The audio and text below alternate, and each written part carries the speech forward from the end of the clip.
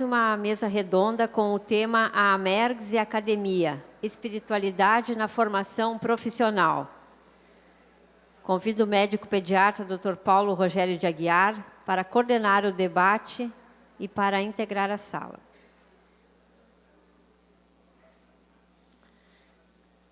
Para integrar a sala também, o Dr. César Jeremia, endocrinologista pediátrico, doutora Vera Lúcia Portal, médica cardiologista, doutor Emanuel Borque dos Santos, cirurgião urologista, doutora Anaí Fagundes Dias Fonseca, médica psiquiatra, e a acadêmica Rafaela Zandavalli.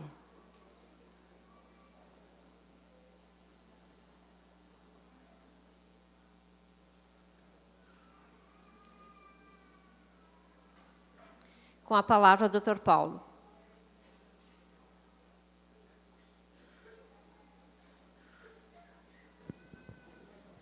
Muito bom dia a todos. Vamos dar início, então, à nossa mesa. Vocês têm percebido que, ao longo dessa manhã, nós nos propusemos a um desafio, né, que é de mudar um pouco o modelo tradicional de longas conferências, com foco em questões teóricas, até porque nós já tivemos isso ao longo do dia de ontem, e com muito sucesso, né, pelos colegas da AME Brasil. Como estamos comemorando nosso 20º aniversário, nós tivemos a ideia de propor atividades que fossem um pouco mais informais e que pudessem apresentar a vocês as atividades principais da Amergs, aquilo com o qual nós nos envolvemos no dia a dia, as atividades que compuseram, né, aquilo que a Amergs fez prioritariamente nesses últimos anos.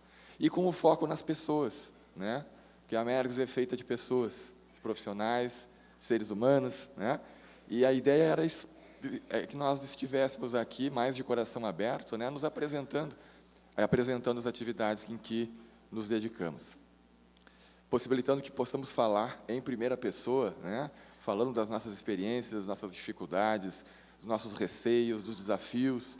E então essa é a nossa ideia aqui também, dando continuidade a essa tônica que foi instituída nessa manhã. Muito bem. Uma das funções, um dos objetivos da Amergs e de todas as associações médicos e espíritas do Brasil é poder gradativamente sermos agentes transformadores de um paradigma, sermos colaboradores nesse grande movimento mundial de levar a espiritualidade para a vida das pessoas, no nosso caso, mais especificamente, a prática profissional. Não só a prática médica, a prática dos profissionais de um modo geral. E atendendo, inclusive, às diretrizes do nosso patrono espiritual, Dr. Bezerra de Menezes. Vou ler aqui rapidamente, numa psicografia da doutora Marlene Nobre, de 12 de outubro de 1968, ela recebeu o decálogo do médico espírita, através do Dr. Bezerra de Menezes. No 4º princípio desse decálogo, diz assim, que o médico deve levar à sociedade médica atual o alto contingente de espiritualidade. Como é que a gente leva à sociedade médica atual o alto contingente de espiritualidade? É isso que nós estamos fazendo, não é? Promovendo eventos, encontros, publicando obras, mas também dando a nossa contribuição na nossa prática profissional, no hospital, no consultório, na universidade, levando esse alto contingente de espiritualidade para que se transforme em algo corriqueiro, comum, inerente ao próprio processo de fazer saúde. Mas esse é um processo delicado, é um processo em que temos que ter certos cuidados. Por exemplo, e no próprio 4º princípio, se fala em levar a espiritualidade. Isso nós temos que ter muito cuidado, né? Porque em ambientes acadêmicos, ambientes universitários, nós não podemos ter por objetivo ainda nesse momento histórico, levar o espiritismo, mas levar a espiritualidade, que faz parte do ser humano, que é inerente ao nosso psiquismo, que é inerente à nossa vida, e nós temos que ter esse linguajar adequado para podermos atingir os nossos objetivos. Então, nós temos aqui, nessa mesa redonda, nessa roda de conversa, pessoas que têm trabalhado nesse sentido na sua vida profissional, né? E a minha função aqui não é ficar falando, mas é convidá-los a falar e, através de perguntas, que nós vamos elaborar para cada um deles. Vamos começar, pessoal? Eu queria perguntar para o César Jeremia, que durante muitos anos foi professor da Faculdade de Medicina, da disciplina de Fisiologia Médica. Qual é a tua opinião, César, assim, sobre o porquê que a espiritualidade é tão importante na prática médica, por que ela deve exercer esse papel central, não só da prática médica, mas do profissional de saúde, né, de um modo geral? Obrigado, Paulo. Bom dia a todos vocês. É um prazer enorme estar aqui, trocando ideias, né, compartilhando experiências nossas, percepções, né? E o Paulo estava indo tão bem, ele não precisava ter passado o microfone, mas tentando responder à pergunta do Paulo, né? Por que é importante levar as questões espirituais para dentro da academia, né? Primeiro, porque já é conhecimento consagrado dentro das ciências humanas, das ciências da saúde, que a dimensão do sagrado, né, que a dimensão espiritual, ela faz parte da nossa natureza essencial, né? E, na medida em que nós não abordarmos essa dimensão tão importante da nossa vida, né, muitos aspectos, muitos conflitos, muitos encaminhamentos que poderiam ser dados em benefício dos pacientes, provavelmente serão negligenciados, né? Uma outra justificativa que me parece fundamental é que, lembrando o professor Mário Rigato, que foi um excelente pesquisador da Universidade Federal do Rio Grande do Sul, e eu me lembro, eu era aluno ainda de graduação, e eu li um artigo publicado por ele na revista, acho, do Hospital de Clínicas, né, sobre doenças psicossomáticas, né? E ele, um grande pesquisador na área da pneumologia, né, já afirmava, baseado em levantamentos epidemiológicos, que 80% dos sintomas das manifestações físicas, clínicas, que os indivíduos trazem às consultas, são manifestações psicossomáticas, que não há uma base orgânica definida, né? Só por isso já se justificaria o desenvolvimento de estratégias que pudessem abordar essa questão, né? Um outro aspecto importante que reforça a necessidade, a premência de levarmos espiritualidade à academia, é que, para muitos doentes, para muitas pessoas que adoecem, eu, vocês, qualquer um de nós, né, quase 80% das pessoas que adoecem utilizam as ferramentas da espiritualidade, da sua religiosidade, como única e mais importante alavanca para lidar com a experiência do adoecimento, né? Se usa o termo coping espiritual. Então, 80% das pessoas que adoecem usam a religiosidade, a rede de apoio, as suas crenças, as suas convicções em relação ao sagrado, ao divino, à espiritualidade, como a força maior, né, para o enfrentamento dos desafios inerentes ao processo de adoecimento, né? Só por isso já se justificaria pesquisar, no mínimo, de forma séria, honesta, a questão da espiritualidade, né? Há uma questão também, me parece óbvia, que o modelo mecânico, mecanicista da medicina, de certa forma, ele é muito ineficiente. Ineficiente porque, vamos olhar, por exemplo, no prisma da minha especificidade, que é endocrinologista, né? Endocrinologista de crianças, né? Nunca se tomou tanto adoçante na vida e nunca se viu tanto ganho de peso na sociedade, né? Nunca se viu tanto diabetes, nunca se viu tanta criança ganhando peso, apesar de termos consciência e informações inúmeras mostrando que sobrepeso, obesidade é um fator de adoecimento grave em qualquer fase da vida, né? E nós não temos ainda ferramentas, né, eficientes na medicina convencional para abordar estilo de vida, escolhas que têm muito a ver com sentido existencial, né? Muitas escolhas que a gente faz são fundamentadas naquilo que eu acredito, para que eu estou aqui nessa vida, por que ela é importante, para onde eu vou. Grande parte das minhas escolhas estão fundamentadas nessas crenças, né, veladas ou não, né? Um outro aspecto que me parece importante é que os profissionais da área da saúde também adoecem, né? E eles não encontram, muitas vezes, instrumentos dentro do conhecimento consagrado médico, biologicamente centrado, muitas vezes as ferramentas para equacionarem os seus próprios conflitos, né? Especificamente, a síndrome de fadiga profissional, que é a síndrome de burnout, né? Que atinge principalmente profissionais da cirurgia, profissionais que trabalham com emergência, oncologia. Então, hoje tem surgido, por exemplo, evidências mostrando que espiritualidade, meditação, mindfulness, ajudam esses profissionais a recuperarem a sua capacidade produtiva, né, de voltar a se encantar com a sua profissão e voltar a se encantar em serem cuidadores, na medida que eles também passam a ser cuidadores de si, né?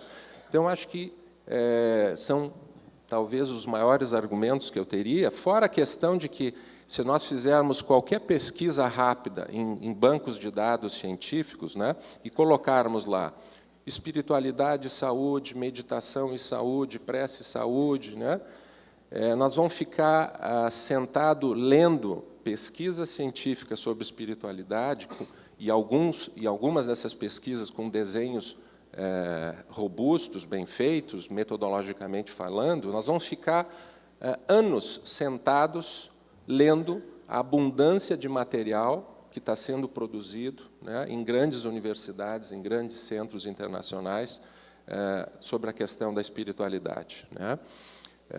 A medicina, como ela está, do ponto de vista financeiro, também ela não é mais financiável, né? Ela ficou muito cara. A espiritualidade é uma forma barata, né, acessível a todos, de a gente lidar com questões importantes de saúde. É óbvio que o laboratório não vai fazer pesquisa sobre espiritualidade, né? Acho que, para começar, acho que seriam esses os argumentos que a gente traz para a discussão. Muito bem, César. E quando a gente fala nesse tema, a gente logo tem que partir para os desafios, né? Porque são grandes as dificuldades, né, de todo o gênero, apesar do grande embasamento com pesquisas e a vasta literatura, existem alguns elementos de ordem prática, às vezes, que dificultam que essas informações circulem no meio acadêmico como deveriam, dada a relevância que tem.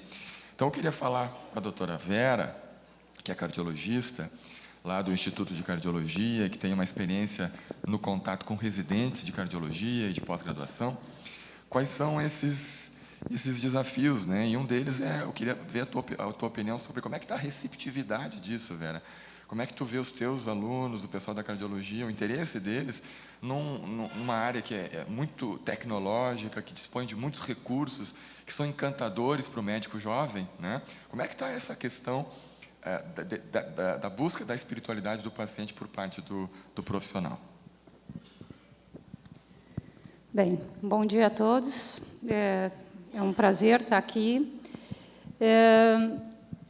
Então, quando o Paulo me falou sobre esse tema, eu fiquei pensando quanto tempo eu já trabalho com residentes, né? Então, eu terminei o doutorado em 2000 e, em 2002, eu fui contratada, já estava no Instituto de Cardiologia, mas para um setor especial, que era o pós-operatório de cirurgia cardíaca. E lá, então, eu trabalhei 10 anos, coordenando uma unidade com médicos residentes passando por ali, entre os seus, em todos os seus estágios. E agora, nos últimos 4 anos, eu estou numa unidade clínica em que eu tenho uma equipe e que eu oriento também os residentes na unidade clínica. Nós temos ainda uma formação na medicina, isso está mudando, mas ainda é muito encaminhada para a medicina mais tradicional, né, a medicina cartesiana que nós temos.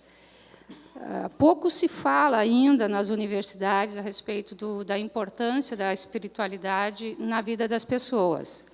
E os residentes chegam de todos os lugares, não só do Rio Grande do Sul, porque o Instituto acaba atraindo residentes que querem fazer formação em cardiologia, não só de Porto Alegre, mas de todo o Estado.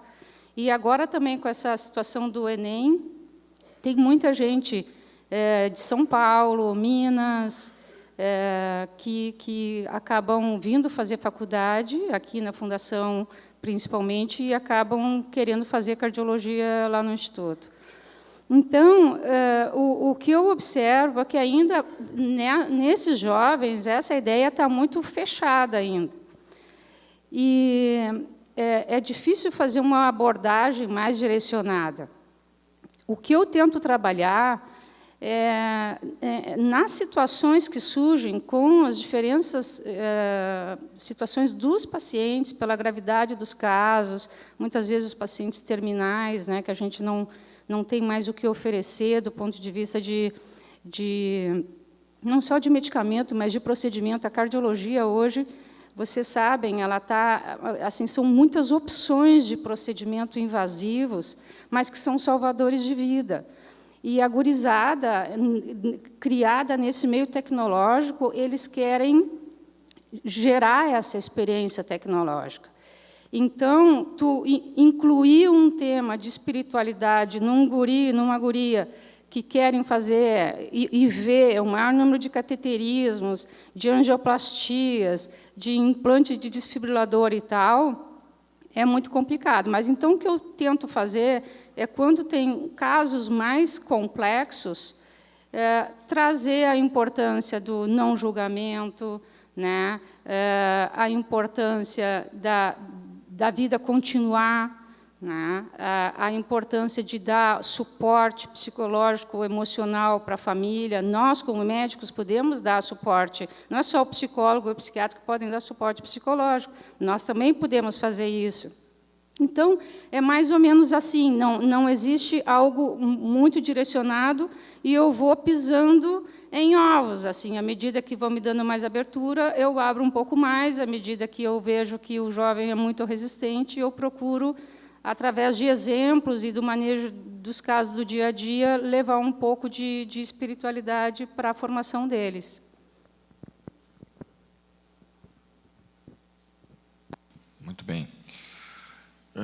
Uma das maneiras que tem se encontrado, né, de poder, de modo mais consistente, levar as questões de espiritualidade para as instituições, para os ambientes hospitalares, ou para os ambientes científicos, acadêmicos, propriamente ditos, é a construção, a formação de grupos, né?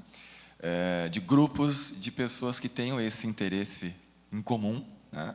E que possam servir de referência, tanto para os outros profissionais irem perdendo um pouco do gelo em relação a esse tema, mas, sobretudo, em relação também aos novos profissionais que estão entrando nas universidades, que estão chegando, né, no mercado de trabalho, terem já referências para se sentirem mais confortáveis e se permitirem trabalhar esse tema. Porque a faculdade, acho que quase todas elas infelizmente ainda exercem sobre nós, estudantes, existe uma coisa chamada currículo oculto, né? Não vou entrar em definições técnicas, mas aquilo que às vezes não é dito abertamente compõe um currículo oculto. E quando não é falado, não é dado relevância ao aspecto espiritual, ao aspecto emocional, ao suporte que o médico tem o papel de dar para o paciente, se está passando uma mensagem, se está levando o aluno a estabelecer como prioridade outros aspectos, né? Então, quando se formam núcleos, quando se formam grupos, se quebra esse currículo oculto e se abre, se permite que o aluno possa valorizar isso se ele tiver mais interesse, né? Então, queria fazer algumas perguntas para pessoas agora que têm muita experiência nesse processo de formação de grupos, de constituição de grupos e de vivência de grupos em hospitais e em universidades. Queria começar com o Emanuel, que é um cirurgião urológico, trabalha com transplantes no Hospital de Clínicas de Porto Alegre já há bastante tempo e é preceptor de residentes também nessa instituição, no Hospital Mãe de Deus. Como é que tem sido, Emanuel, a constituição do grupo lá no Clínicas, o NEISE, né, que é o grupo daquela instituição responsável por atender a essa demanda? E também gostaria que tu aproveitasse e respondesse, que é uma dúvida que às vezes a gente tem, um paciente, por exemplo, um paciente espírita, internado numa instituição hospitalar como a tua, se ele precisa de um atendimento espiritual, se ele quer um consolo, uma conversa com algum representante espírita, como é que isso é articulado dentro do hospital? Então, muito bom dia a todos. Bom, o NEISE é o Núcleo de Estudos Interdisciplinares em Saúde e Espiritualidade. Ele foi criado dentro de um hospital que é laico, que é o Hospital de Clínicas de Porto Alegre, né? Ele não é confessional como outros hospitais, que tem alguma instituição religiosa por trás, né? É um hospital de treinamento também da Universidade Federal do Rio Grande do Sul. Muito bem, o NEISE surgiu justamente para contemplar as necessidades espirituais das pessoas que estavam lá internadas e também dos profissionais de saúde. E também para organizar isso de uma maneira que facilitasse o acesso e evitasse também que a espiritualidade pudesse ser usada de uma maneira que pudesse agredir as pessoas, né? Como assim, né? Para evitar proselitismo religioso, seja qual for, e também para permitir, quando a pessoa solicita algum tipo de atendimento, agora, em relação à segunda pergunta, né, que ela fosse contemplada de uma maneira organizada. Isso levando em consideração a importância do sistema de valores, né, o sistema de crenças e valores de cada um. Então, por isso é um cuidado muito importante. A gente não está falando de espiritismo aí, mas de espiritualidade nas diferentes formas que isso tem, né? Tanto que a gente tem cuidado, inclusive, com os termos, né? A gente não fala, por exemplo, em ecumenismo, porque o ecumenismo ele pressupõe apenas denominações cristãs.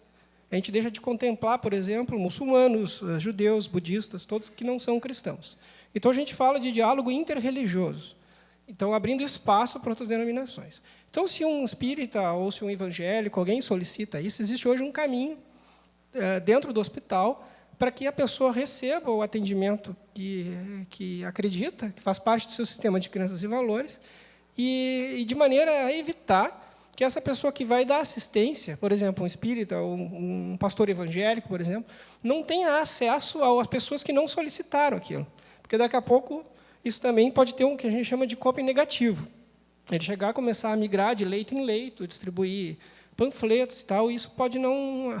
A pessoa pode interpretar de uma maneira equivocada. Será que o meu caso é tão ruim assim que só me resta né, como se fosse receber a extrema unção, né? Então, a gente tem que tomar muito cuidado também em relação ao coping negativo. Da mesma maneira, a inserção da espiritualidade é cada vez mais importante, sobretudo em locais de cuidados paliativos, por exemplo. Então, dentro do Hospital de Clínicas, a inserção da espiritualidade no núcleo de cuidados paliativos foi extremamente importante e relevante. A gente, no Brasil, não tem a tradição dos chamados hóspices, não tem nenhum termo adequado para isso, né? Talvez unidade de cuidados paliativos, como tem em outras partes do mundo, como na Inglaterra, por exemplo, em que as pessoas que estão vivenciando a terminalidade da vida física, né? Então, que tem uma doença que está se encaminhando para o desencarne, ela tem a oportunidade, então, de fazer esse fechamento desse ciclo vital, né? Receber a visita dos familiares e de fazer esses fechamentos. Quando tem a melhora da morte, muitas vezes a gente vai lá e pede mais uma tomografia, né? E não consegue compreender que aquilo faz parte do quadro dessa parte do ciclo vital. Muito bem. Então, dentro dos cuidados paliativos, é extremamente relevante o sentido de propósito para todo aquele sofrimento. E esse propósito só é conferido através da espiritualidade, né? Porque a espiritualidade, justamente, ela coloca propósito na vivência do sofrimento, na morte e tudo que uma doença grave normalmente traz junto consigo. Então, o núcleo ele surgiu e começou a ter espaço. Um espaço que na verdade, quando o núcleo estava começando, não era assim visto de uma maneira tão... como é que eu vou dizer? Era visto de uma maneira bem preconceituosa até no início. Mas, à medida em que foi se mostrando o papel e a relevância disso, foi tomando corpo. Sobretudo quando a International Joint Commission acreditou o hospital, e uma das questões que tinham que ser adequadas para o credenciamento pleno do hospital, né, com acreditação internacional, foi justamente contemplar as necessidades espirituais dos pacientes. Então, isso, na verdade, foi uma ferramenta, inclusive, que consolidou o NACE como algo extremamente importante, inclusive, para o hospital receber esse certificado de acreditação que tanto se buscou. Além das melhorias técnicas de cuidados com segurança, de cirurgia segura, por exemplo, evitar a troca de lado, evitar a cirurgia errada em paciente errado, né, cuidados com doenças infecto-contagiosas extremamente relevantes, né, aplicação de checklists que melhoraram muito, né, ou criação de time de resposta rápida, por exemplo, para atuar, para não chamar o plantão do andar, em situações críticas, né? Então, isso tudo diminuiu, na verdade, a morbidade, a mortalidade das pessoas que estavam lá internadas e melhorou também o conforto, né?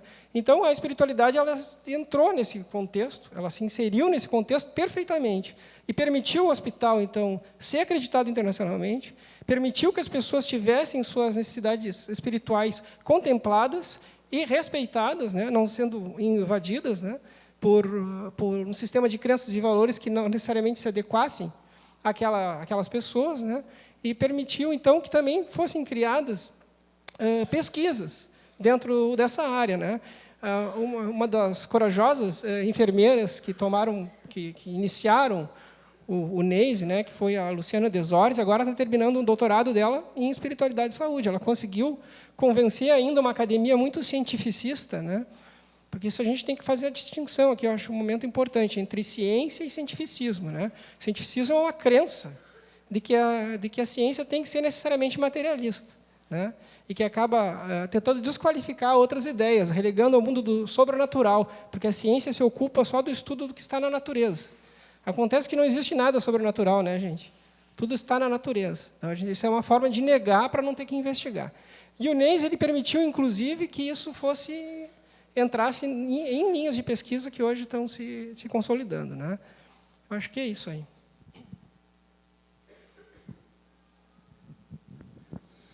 Bom, muito obrigado, Manuel. Vamos dar sequência, ainda dentro dessa temática dos grupos, né, falando um pouquinho sobre algo que nos deixou muito feliz recentemente, que foi a fundação da Liga de Espiritualidade dentro da URGS, né, dentro do Hospital de Clínicas, né, que teve a participação da Rafaela, que é estudante de medicina e coordena o departamento acadêmico aqui da Associação Médico Espírita do Rio Grande do Sul, e é participante lá da Liga da URGS, né, em espiritualidade. Então, ela vai agora nos apresentar um material comentando um pouquinho sobre a experiência dela nessa criação da Liga, né, como é que tem sido essa experiência lá naquela instituição, né, nessa Liga que é fundada pelos estudantes. Tem um professor, né, de referência, mas ele é um movimento iniciado através dos estudantes. Fica à vontade, Rafaela. Olá, então eu vou pedir permissão para levantar um pouco, porque eu trouxe um PowerPoint. Tá passando ali? Tá. Então, primeiro eu queria falar para vocês como é que eu me sentia como estudante na universidade, né, na URGS e no Hospital de Clínicas. Então, nos primeiros anos, assim, nos primeiros 2 anos da faculdade, a gente não tem contato com o paciente, são coisas básicas, né, disciplinas básicas. Então, tudo bem. Mas aí, quando a gente passou a ter contato com o paciente, 3º, 4º ano da faculdade, a gente aprende muitas doenças clínicas, né, e passa nos leitos, conversa com os pacientes e tal. E eu não me sentia bem, porque eu entrei com a faculdade com o propósito de aprender sobre medicina, visando as pessoas, visando ajudar as pessoas. E isso não é, assim, parece sei lá, piegas eu falar, ajudar as pessoas, mas é que é muito assim como a gente entra na nossa cabeça com 17 anos, quando eu entrei na faculdade, era essa a minha ideia, era o foco nas pessoas, né? E eu vejo que vários colegas também meus entraram assim, com essa ideia. E no começo do curso todo mundo tem essa motivação. Todo mundo não, a maioria. Então, nas disciplinas clínicas, onde a gente tinha que falar com os pacientes, ia nos leitos e tudo, eu via que o foco era completamente na doença. E os professores, eles não me incentivavam a conversar com o paciente sobre coisas que eu queria conversar, que era, eu queria saber quem eram aquelas pessoas que estavam ali, o aspecto social dela, com quem ela vivia, como é que era a família dela, o que ela acreditava, né, os valores dela. E os professores não me perguntavam isso. Quando eu vinha passar o caso, eu conversei com a pessoa tal, e daí tudo só o que eles queriam saber era sobre a doença. E outra coisa que eu sentia muita falta era, eu queria falar para eles, para os professores, como é que eu me sentia falando com os pacientes. O que tinha despertado os meus sentimentos ao falar com essa pessoa, né? E as dúvidas que eu tinha ficado, e como é que eu poderia ajudar melhor essa pessoa, talvez não está se sentindo muito bem, como é que eu posso abordar melhor. E então isso me fez muito mal, assim, porque eu não conseguia ter alguém que me ajudasse com isso. Então, justamente, essas frases aqui do Andrei Moreira trazem isso que eu falei, né? Eu percebi que o ser humano estava sendo reduzido a uma patologia e que a gente tinha um aprofundamento muito forte das coisas, mas ficávamos órfãos de sabedoria, de sentido e significados profundos, filosóficos existenciais. Daí eu conheci, assim, eu sempre fui espírita e queria unir o espiritismo à medicina, né? E eu não conhecia a AME ainda. E uma vez, eu não sei como, eu vi algum cartaz de um congresso da Mergs, e eu vim aqui, sentei assim como vocês, e daí, a partir daí mudou a minha vida. Por quê? Porque daí aconteceram duas coisas muito importantes. Eu conheci um médico, cirurgião cardíaco, que estava fazendo o Júgulas, estava fazendo um mestrado ali no Hospital de Clínicas, sobre espiritualidade, adesão ao tratamento, e algumas outras coisas, em pacientes com insuficiência cardíaca. E daí, a partir desse congresso, eu conheci ele e tal, e eu fui ajudar ele na pesquisa. Então, a gente entrevistava os pacientes numa escala de espiritualidade, perguntava aspectos de esperança, aspectos de transcendência, aspectos de... enfim, não me lembro exatamente as perguntas, mas eu sei que era muito... E os pacientes, eles ficavam emocionados às vezes. E um deles chegou e me disse, nossa, essa foi a melhor consulta que eu já tive. E não era uma consulta, era uma entrevista para uma pesquisa, sabe? Isso porque a gente estava perguntando coisas profundas deles. Então eu pensei, meu Deus, é isso que a gente precisa e que a gente não está tendo. Eu preciso fazer alguma coisa para que isso abrange mais os pacientes, que toque os outros pacientes. E também, através da Mergs, eu conheci o departamento acadêmico da AME.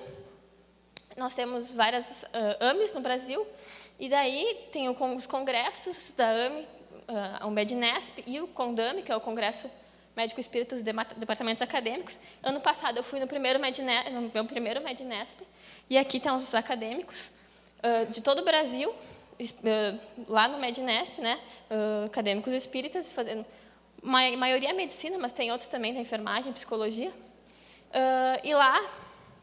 E agora, semana passada, eu fui no congresso em Recife.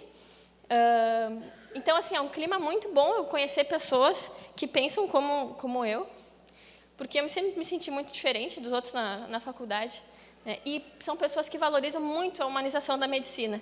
E essa se tornou a minha missão de vida, assim, agora, no momento, contribuir para isso.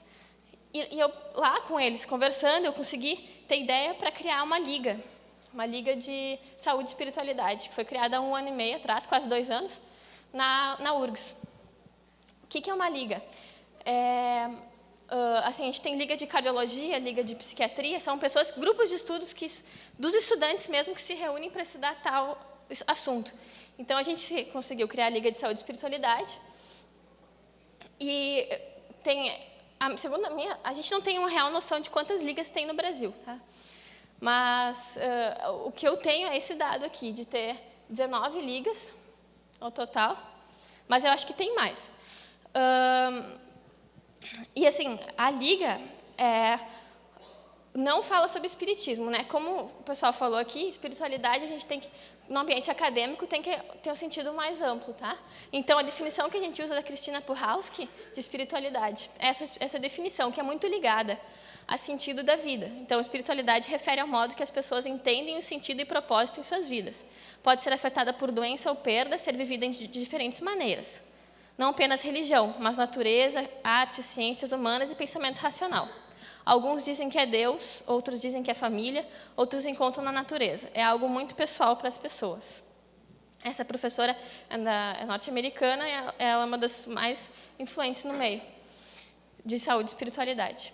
A gente usa essa definição. E na Liga a gente tem várias pessoas de diversas religiões, pessoas que não têm religiões. Né? Um grupo de estudantes, a gente está com uns 25 estudantes agora, a gente faz atividades quinzenais.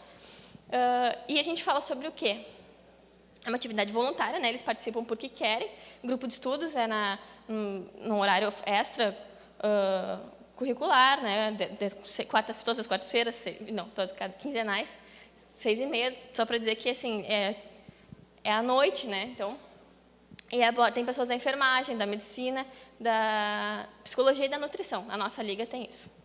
Então, o que a gente aborda lá? Bases filosóficas, históricas e conceitos de ciência, de espiritualidade e religiosidade. A gente aborda as evidências que existem na saúde, da espiritualidade, na saúde física e na saúde mental, e principalmente na prática clínica, que é o que eu falei para vocês que me incomodava tanto. Como a gente tem melhores habilidades de comunicação, melhor empatia, porque a gente pode aprender essas coisas, a gente não precisa nascer sabendo como ser empático e como ter habilidade de comunicação. E também a anamnese espiritual, que é este questionário, que é elaborado pela Cristina Puhalski, que deu a definição de espiritualidade, e a gente guia nossa conversa sobre os aspectos espirituais das pessoas através deste questionário. Eu quero agradecer ao Bezerra de Menezes, que nosso amigo para todas as horas, como ele mesmo disse, e fazer um apelo aos professores que possam aqui estar, que ajudem seus alunos a se sentirem mais acolhidos e que seja valorizado os aspectos emocionais dos pacientes e dos alunos, para que a gente tenha uma vida mais saudável durante a faculdade de medicina, porque ela é muito difícil. A gente tem muita pressão de diversas formas e ainda a gente não tem com quem conversar sobre isso, né? Então, e a gente nota que os estudantes, como eu disse, entram na faculdade com foco nas pessoas e saem da faculdade com foco na doença e na tecnologia, esquecendo das pessoas, né? Então, se tem algum professor... Porque a gente não vê exemplos de professores que tenham foco, que demonstram isso. Então, é isso. Então, muito obrigada.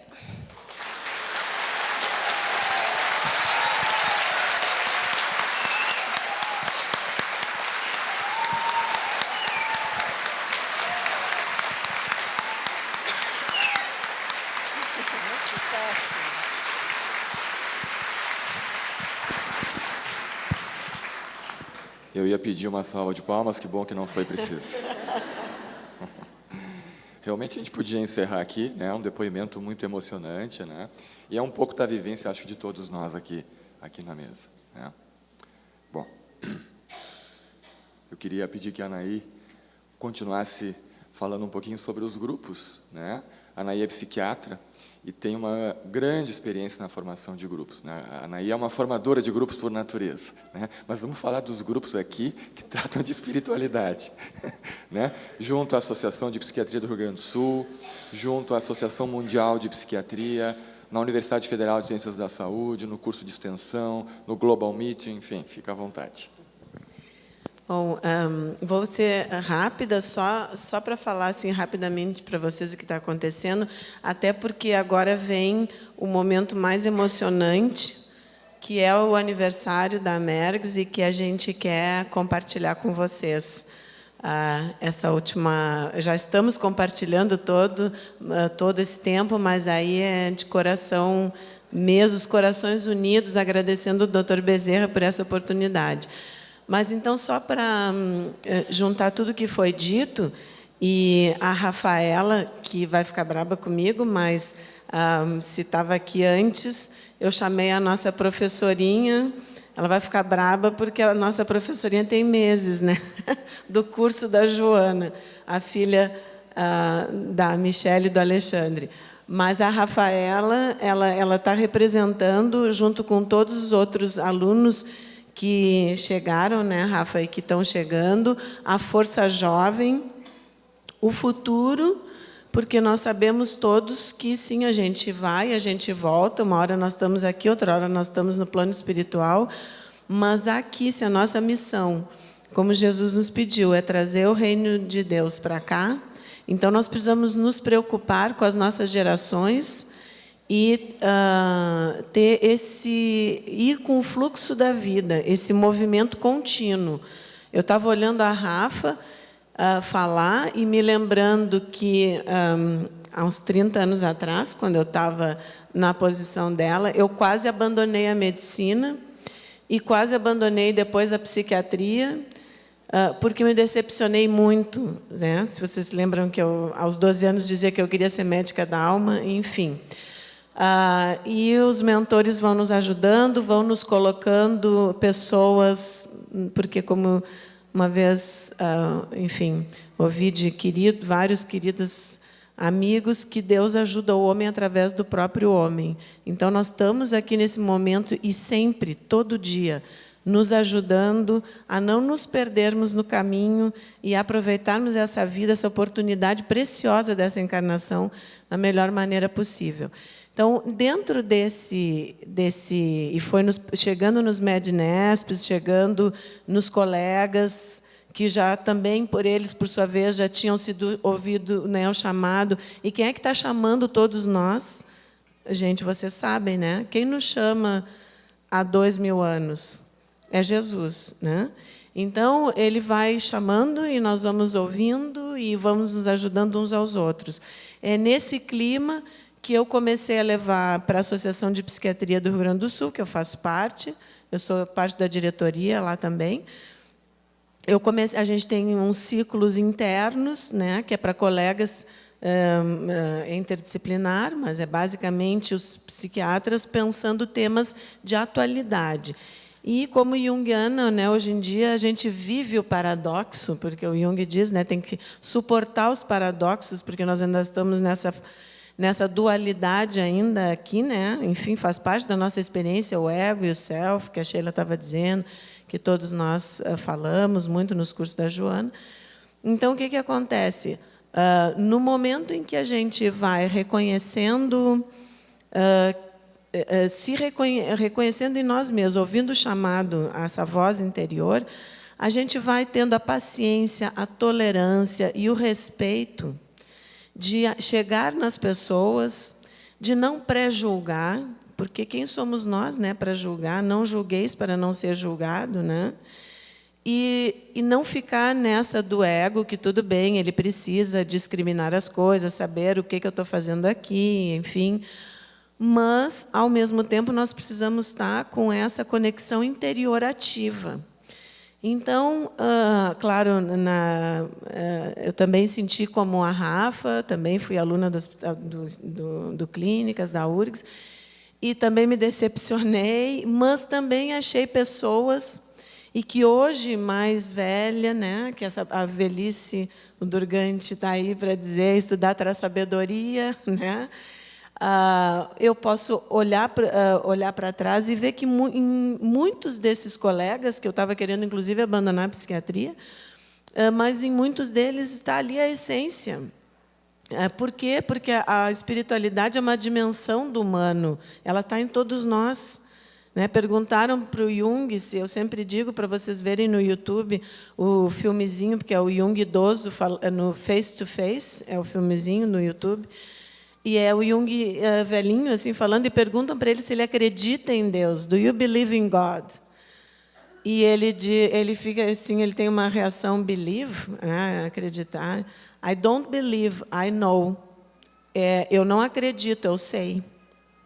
Então, na verdade, a questão, se a gente vai com essa e com a tranquilidade, nós não temos que convencer ninguém, porque ninguém vai convencer ninguém.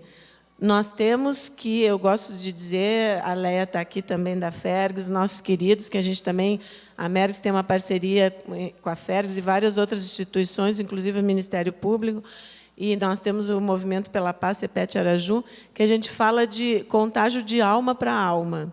Então, eu não preciso me preocupar, Jesus está no comando, eu não preciso me preocupar em convencer ninguém. Eu preciso me preocupar só em ter respeito, tolerância e buscar o colega de qualquer especialidade e buscar as pessoas no centro espírita com o coração aberto, sem preconceitos, porque nós não temos condições de julgar ninguém. Nós podemos suavemente, amorosamente, aprender a ouvir a nós mesmos e a ouvir o próximo. Isso que a gente pode fazer de melhor, que é isso que Jesus nos pede. Então, nessa vibe, né, como dizem os adolescentes, é que eu fui conversando com os colegas, levando o tema da espiritualidade, indo nos Mednespes, enfim, conversando com os colegas da Mergs, trocando ideias, sendo inspiradas, porque quando a gente começa a trilhar esse caminho, os nossos queridos mentores, eles devem dizer, né, a gente pensa assim, né, eles devem dizer, yes, oba, ela ouviu, graças a Deus, quanto tempo eu estou aqui, enfim, porque eles estão sempre, né, buscando nos inspirar, nos intuir, para que a gente não se perca no propósito reencarnatório. Então, o que acontece? Conversando dessa forma com os colegas escutam. Tem desconfortos no início, tenho certeza que o Emanuel teve a mesma experiência no Clínicas, a Rafa também, a Liga está bombando, né, Rafa, enfim. Os colegas vão chegando e a gente vai falando de espiritualidade, como disse o Paulo Rogério, como falou todo mundo, a Verinha e o César, e a gente vai se reconhecendo num outro, vai saindo do ego, da persona, daquilo, eu sou o cara, né, e vai se reconhecendo numa outra instância. E aí, quando a gente está no bem, né, como disse o nosso amado Chico, né, o bem que a gente faz é o nosso advogado em todo lugar. A gente não precisa se preocupar com invejas, com competições, com ciumeiras. A gente tem que se focar no bem e no propósito que a doutora Marlene, o Paulo citou, está no DAME Brasil, está o decálogo do médico espírita, né, se alguém quiser entrar no site, é muito legal.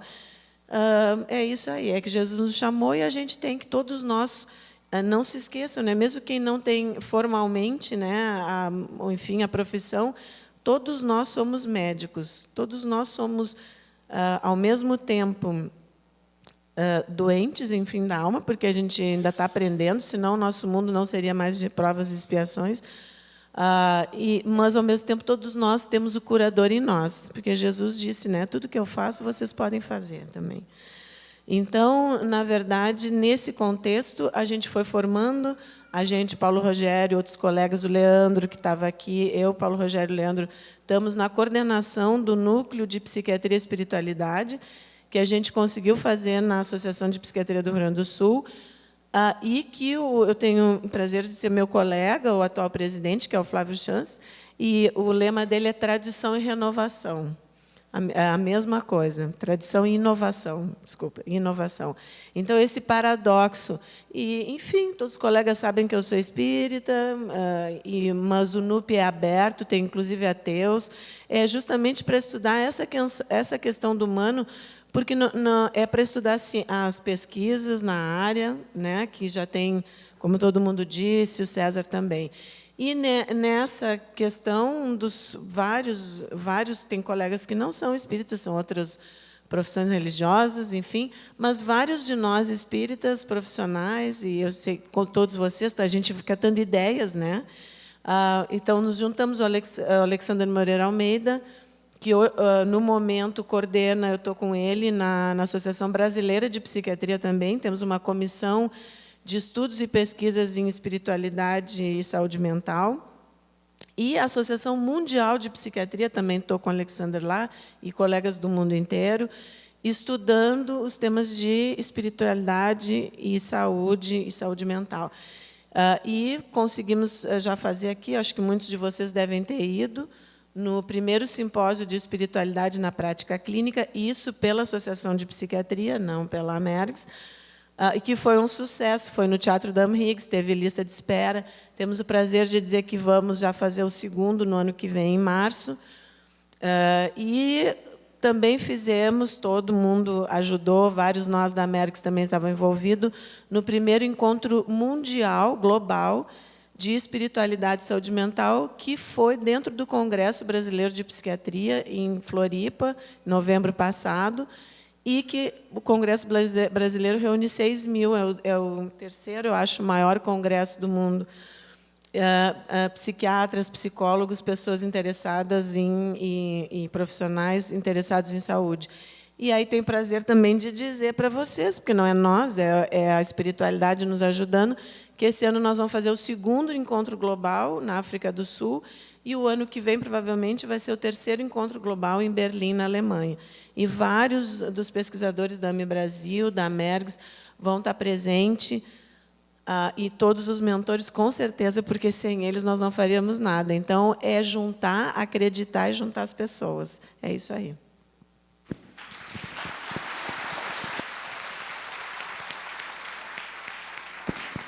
Quero agradecer muito a presença de vocês, né? Vamos encerrando a mesa pelo avançado do tempo e convidando ao público que permaneça no salão, que nós vamos ter um encerramento muito especial desse evento todo. Okay?